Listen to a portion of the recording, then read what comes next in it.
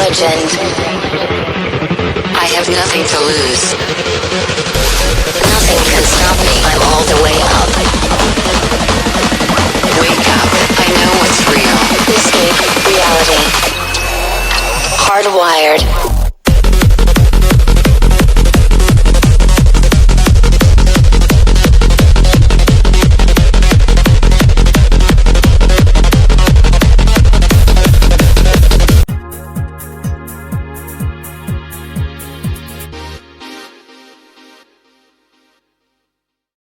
बावली जाने के लिए आपको जैसा कि हमने मैप में दिखाया है और साथ ही हम आपको बता देते हैं कि आपको छिंदवाड़ा से उमरेड तक जाना होगा। उसके बाद आपको महाराष्ट्र बैंक तिराहा से बैंक के बाजू से एक छोटी सी रोड से जाना होगा।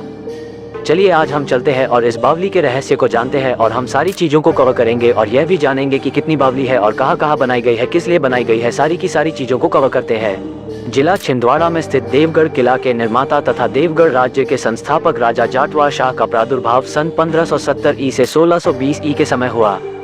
जाटवा शाह के जन्म एवं राज्य प्राप्त करने की कहानी अत्यंत रहस्यपूर्ण है। सन 1907 ईस्वी के जिला छिंदवाड़ा के गैजेटियर जिसका संकलन ICS officer Shri RV Russell ने किया था। इसमें इसका हवाला है कि जाटवा शाह जो कि गोंड राजवंश का निर्माता था एवं असाधारण शक्ति का स्वामी था। युवावस्था में कार्य की खोज में वह रणशूर घनशूर सरदारों के पास हथियारगढ़ किले में नौकरी करने पहुंचा। अपनी असाधारण वीरता से उसने सैनिकों में अपना अलग स्थान बनाया। उसकी क्षमता से भयभीत होकर किसी बहाने उसे समाप्त करने की दृष्टि से दिवाली के दूसरे दिन होने वाले देवी की परंपरागत पूजा में देवी को बलि देने हेतु लकड़ी की तलवार से भैंसा का वध करने का आदेश दिया। ऐसी विसंगत स्थिति में जाटवा शाह ने भैंसा का तो वध किया ही, साथ ही दोनों गौली भाइयों रणशूर घनशूर का भी वध करते हुए गोंड राजवंश की नींव डाली। प्रसिद्ध इतिहासकार अबुल फजल ने आईने अकबरी में उल्लेख किया है कि जाटवा शाह के पास अपनी सुव्यवस्थित सेना थी। उसके पास 2000 घुड़सवार, 50,000 पैदल सेना एवं 200 हाथियों से सुसज्जित सेना थी। राजा जाटवा शाह एक कुशल और दूरदर्शी शासक था। उसने 50 वर्ष के अपने शासनकाल में राज्य का पर्याप्त विस्तार किया, जिसमें नागपुर, छिंदवाड़ा, बैतूल, होशंगाबाद, भंडारा आदि क्षेत्र भी शामिल थे। जाटवा शाह ने देवगढ़ के किले का निर्माण तो कराया ही, साथ ही पाटन, सावगी, नगरधन, पांडुरना, सौसर व विदर्भ के अन्य मुख्यालयों को भी बसाया। इतने बड़े विशाल राज्य की सेना और उसकी जनता की जल आपूर्ति हेतु देवगढ़ के सघन वन क्षेत्रों में बावलियों का निर्माण कराया गया।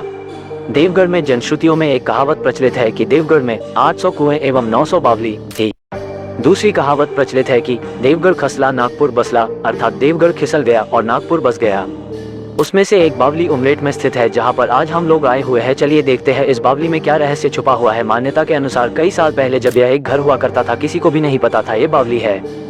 लेकिन जब अचानक से वह घर धंस गया तो सामने निकलकर आई एक नई रहस्यमयी बावली, जिसे देखकर सब चकित रह गए। किसी भी हिम्मत नहीं हुई कि वह जाकर अंदर देख सके। बहुत टाइम बीत जाने पर प्रशासन ने ये बागडोर संभाली। साथ ही यह निश्चित किया गया कि पहले दूर से देखा जाएगा, बाद में अंदर जाएंगे, ताकि किसी भी प्रकार के खतरे को संभाला जा सके। जब सभी खतरे को जांच लिया गया तब जाकर अंदर जाने का प्रयास किया गया। अब आगे सभी को ये देखना था कि क्या होने वाला है। जैसे ही अंदर जाया गया तो पूरा अंधेरा था, जिसे जल्दी ही टॉर्च की मदद से दूर कर दिया गया। एक बात तो मैं बताना ही भूल गया, जैसा कि आप लोग देख पा रहे हैं कि यहाँ पर एक कुआं है। इसी तरह सारी की सारी 900 बावली को एक ही तरह से बनाया गया है और सारी की सारी बावली को अपनी सुरक्षा को देखते हुए बनाया गया है। ये सभी बावली एक दूसरे से कनेक्ट है। अंदर ही अंदर किसी भी विपत्ति के समय में ये से आया जाया जा सके और अपनी सुरक्षा की जा सके। चलिए तो हम अब नज़ारा देखते हैं उमरेड की उद्गम बावली का। और अब मैं आप सभी को बताता हूँ इस बावली का वो सारा रहस्य जो कभी कोई नहीं बताता। बस वो सभी रहस्य बताने से पहले एक रिक्वेस्ट है कि हमारे चैनल को एक लाइक और सब्सक्राइब जरूर करें, ताकि हमें मोटिवेशन मिले, ताकि हम इसी तरह हर जगह पर जाकर आपको पूरी छोटे छोटे रहस्य को बता सके। और अपने सभी दोस्तों को शेयर करें, ताकि भारत के वो सभी रहस्य जो कोई नहीं जान पाता है सभी जान सके। यहाँ हम बात कर रहे हैं देवगढ़ की 800 कुएं एवं 900 बावली की। राजा जाटवा शाह ने अपने शासनकाल में अपनी प्रजा एवं सेना की जलापूर्ति की व्यवस्था ग्रीष्मकाल में भी सुचारू रूप से बनी रहे, इस दृष्टि से धरालीय जल संरचनाओं की जानकारी लेकर देवगढ़ और उसके आसपास 800 कुएं एवं 900 बावड़ियों का निर्माण करवाया था। देवगढ़ के तत्कालीन राजाओं ने इतनी शिद्दत से जो जल संरचनाएं बनाई थी, निश्चय ही उनके जल के प्रति आकर्षण, समर्पण तथा महत्व को रेखांकित करती हैं। विश्व के किसी भी राज्य में प्रजा हितैषी जलापूर्ति व्यवस्था के लिए इतनी बड़ी संख्या में बावड़ियों का निर्माण, वह भी एक सीमित क्षेत्र में करवाना, एक विश्व कीर्तिमान स्थापित करता है, जो हमें इतिहास में विश्व के किसी भी क्षेत्र में दृष्टिगत नहीं होता है। इस प्रकार देवगढ़ के गोंड राजवंश ने अपने इस अद्भुत अविश्वसनीय बावड़ियों के माध्यम से विश्व पटल पर अपना नाम स्वर्णाक्षरों में दर्ज करवा दिया। 21वीं शताब्दी में जल संरक्षण का यह विश्व में एक अद्वितीय उदाहरण होगा। देवगढ़ की इन प्राचीन बावड़ियों की पहचान एवं खोजने का कार्य जिला प्रशासन ने नवंबर 2019 में प्रारंभ किया, जिसमें जिले में देवगढ़ गांव के आसपास के क्षेत्र में 42, विजयगढ़ में 5, गलकोट गांव में 15 और तात्कालिक समय की जिले के अन्य क्षेत्रों में भी बावड़ियां मिली है। इस प्रकार लगभग 65 बावड़ियां और 14 कुएं खोजे गए। इनका मरम्मत आदि जीर्णोद्धार का कार्य मनरेगा योजना से वर्ष 2020 में किया गया। मरम्मत जीर्णोद्धार कार्य इस तरह किया गया कि बावड़ियों के मूल स्वरूप और संरचना में किसी प्रकार का कोई परिवर्तन न हो। यहाँ सभी बावड़ियां और कुएं जमीन में दबे हुए थे, जिनका आंशिक सतही किनारा ही दृष्टिगत होता था। इन 65 बावड़ियों के अलावा चरवाहों से प्राप्त सतही जानकारी के अनुसार यहाँ जंगल में लगभग 100 से अधिक बावड़ियां आसपास क्षेत्र में और है। प्रशासन द्वारा खोजी गई ऊपर वर्णित बावड़ियां सिर्फ किसानों के खेत की है। जनश्रुति अनुसार देवगढ़ के 800 कुएं में से अभी तक 14 कुएं ही चिन्हित किए गए हैं। कुएं कम संख्या में मिलने का मुख्य कारण ये लगता है कि कुएं का आकार बहुत छोटा होने से इनमें घास फूस, झाड़, पत्थर व मिट्टी से भर जाने के कारण इनकी जानकारी कम प्राप्त हुई है। यहाँ 2 प्रकार के कुएं दृष्टिगोचर हुए हैं, जो लगभग 400 से 450 वर्ष प्राचीन है। इस बावली का निर्माण देवगढ़ के प्राचीन किले में किया गया है। हैय वंशीय राजाओं के बाद गोंड राजा हटे सिंह वल्के ने इस बावली का निर्माण कराया था। माना जाता है कि हटे सिंह वल्के के राजा होने के कारण इस गांव का नाम हट्टा रखा गया है। राजा हेत सिंह ने गर्मी के दिनों में सैनिकों के छिपने, पेयजल, स्नान और आराम करने के लिए इस बावली का निर्माण किया था। गोंड काल के बाद मराठा शासक और भोसले साम्राज्य में भी इसका उपयोग होते रहा है। इस वजह से बावड़ी में मराठा शासक और भोसले साम्राज्य की कलाकृतियां देखने को मिलती है। माना जाता है कि इस बावली के अंदर सुरंग है, जो लांजी का किला तथा मंडला के किले को जोड़ता है। हालांकि इसके बंद होने की जानकारी मिलती है। फिलहाल इस बावड़ी को पुरातत्व विभाग ने संरक्षित कर अपने अधीनस्थ रखी हुई है। उमरेठ की बावली। इस बावली का निर्माण 17वीं-18वीं शताब्दी में हुआ था। इस दौरान बड़ी बड़ी चट्टानों को काटकर सजाया गया था, स्तंभों को लगाया गया था। ये बावली 2 मंजिला है। प्रथम तल पर 10 स्तंभ तथा उसके नीचे 8 स्तंभ आधारित बरामदे एवं कक्ष का निर्माण किया गया है। बावड़ी के प्रवेश द्वार पर 2 चतुर्भुजी शिव अंबिका प्रतिमाओं की नक्काशी की गई है। पुरातत्व विभाग द्वारा इस बावली को संरक्षित स्मारक घोषित करवाया गया है।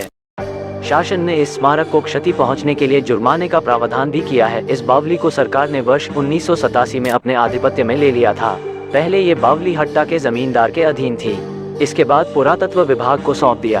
तब से लेकर अभी तक ये पुरातत्व विभाग के अधीन है। बावड़ी या बावली उन सीढ़ीदार कुओं, तालाबों या कुंडों को कहते हैं जिनके जल तक सीढ़ियों के सहारे आसानी से पहुंचा जा सकता है।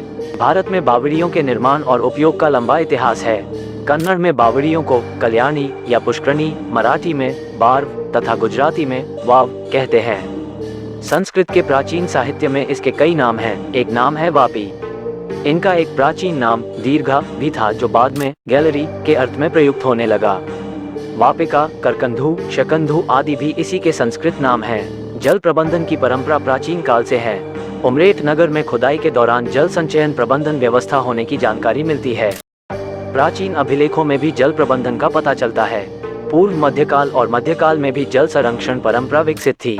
पौराणिक ग्रंथों में तथा जैन बौद्ध साहित्य में नहरों, तालाबों, बांधों, कुओं, बावड़ियों और झीलों का विवरण मिलता है।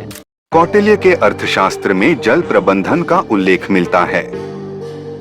चंद्रगुप्त मौर्य के जूनागढ़ अभिलेख में सुदर्शन झील और कुछ वापियों के निर्माण का विवरण प्राप्त है।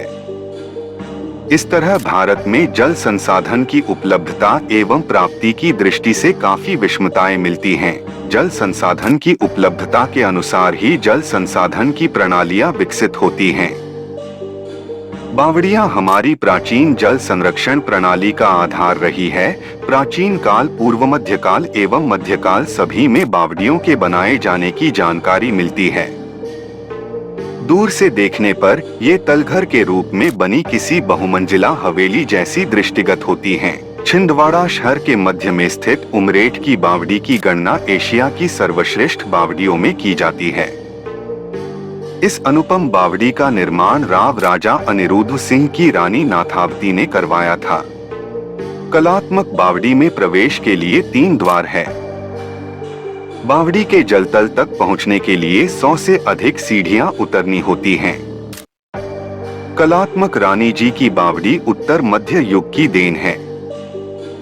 बावड़ी के जीर्णोद्वार और चारों ओर एक उद्यान विकसित होने से इसका महत्व बढ़ गया है।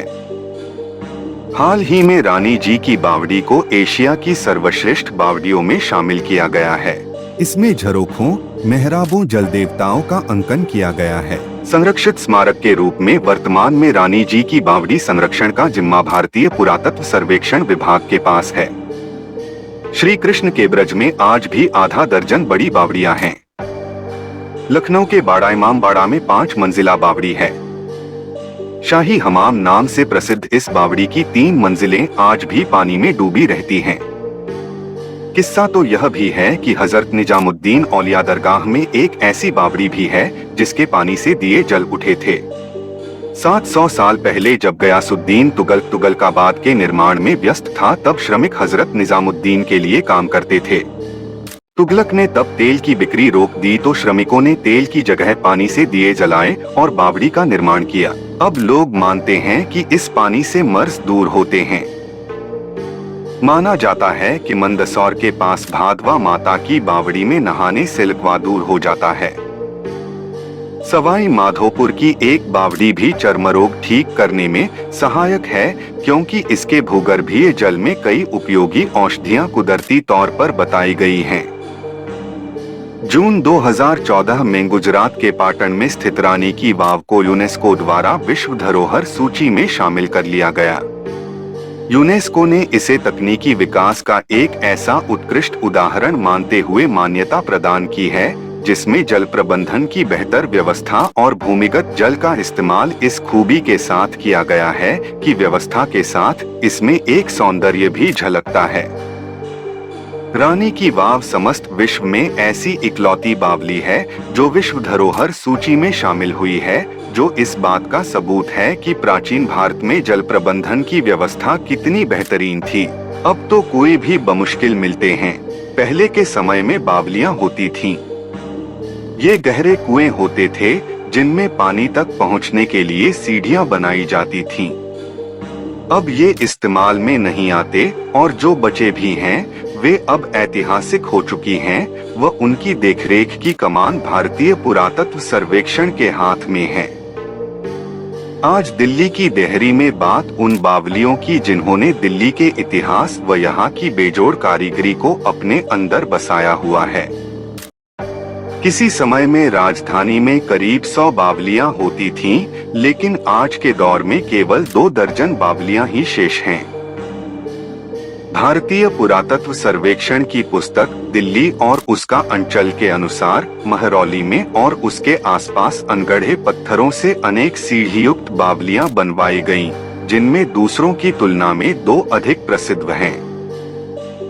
तथाकथित गंधक की बावली, जिसके पानी में गंधक की गंध है, अधम खां के मकबरे से लगभग 100 मीटर दक्षिण में स्थित है। गंधक की बावली पानी प्रचुर मात्रा में सल्फर पाए जाने के कारण गंधक की बावली कहलाती है। यह विश्वास किया जाता है कि इसे गुलाम वंश के सुल्तान इल्तुमिश 1211 से 36 के शासनकाल में बनवाया गया था। इसके दक्षिण छोर पर एक गोलाकार कुएं सहित इसकी 5 मंजिलें हैं। यह गोता लगाने वाला कुआं भी कहलाता है, क्योंकि गोताखोर दर्शकों के मनोरंजन के लिए ऊपर की मंजिलों से इसमें छलांग लगाते हैं। इस काम को करने वालों के लिए यह नियमित आय का साधन था। महेश्वर दयाल ने अपनी पुस्तक दिल्ली जो एक शहर है में लिखा है कि इस बावली में लोग अपनी त्वचा के रोगों के उपचार के लिए भी नहाते थे और उसका पानी बोतलों और शीशियों में भरकर घर भी ले जाते थे। आदित्य अवस्थी की पुस्तक नीली दिल्ली प्यासी दिल्ली के अनुसार यह बावड़ी उत्तर से दक्षिण की ओर 133 फीट लंबी और करीब 35 फीट चौड़ी है। इस इमारत में पानी तक पहुंचने के लिए 105 सीढ़ियां हैं। बावड़ी के ऊपरी हिस्से में सजावटी पत्थर लगे हुए हैं। सरकारी दस्तावेज बताते हैं कि इस बावड़ी के तहत करीब 2200 वर्ग मीटर का क्षेत्र आता है। अब यह क्षेत्र कितना बचा है, यह तो इसे देखने वाले ही जान समझ सकते हैं। यह गंधक की बावली वर्ष 1975 में सूख गई थी। फिर साफ सफाई की गई और इस इलाके में जल संचयन पर ध्यान दिया गया, जिसका नतीजा यह हुआ कि उसमें फिर से पानी आ गया। वर्तमान में इसकी देखरेख की जिम्मेदारी भारतीय पुरातत्व सर्वेक्षण के जिम्मे है। इस साल 2017 दिल्ली विधानसभा ने दिल्ली की बावलियों विषय पर जल संरक्षण और प्रबंधन की इस प्राचीन और मध्यकालीन धरोहर को एक कैलेंडर में समेटा है, जिसमें राजधानी की चुनिंदा बावलियों का चित्रमय उल्लेख है। वर्षा जल संचयन की हिंदू परंपरा का प्रतीक सूरजकुंड हरियाणा के बल्लभगढ़, अब बलरामगढ़, जिला फरीद। चलिए दोस्तों, आज का वीडियो यहीं पर खत्म करते हैं। उम्मीद है आपको ये वीडियो पसंद। इसी तरह के और वीडियो देखने के लिए चैनल को सब्सक्राइब करें और लाइक करें और अपने दोस्तों को शेयर जरूर करें। मिलते हैं नेक्स्ट वीडियो में। खुश रहे सभी, आशा करते हैं।